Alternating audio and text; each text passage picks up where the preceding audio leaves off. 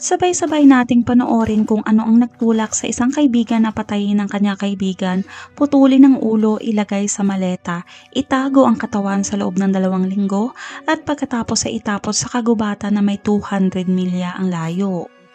Ito ang kwento ng isang pagkakaibigan na nagsimula sa isang Christian church at nagtapos sa isang patay na babae, at ang isa naman ay makukulong ng habang buhay.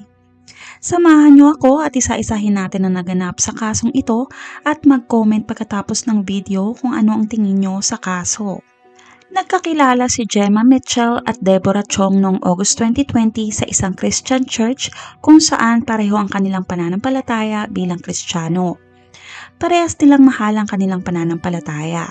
Makikita rin sa daang-daang text message na ipinapadala nila sa isa't isa sa loob ng ilang buwan na talagang malapit sila sa isa't isa. Si Mi Quen Chong o kilala bilang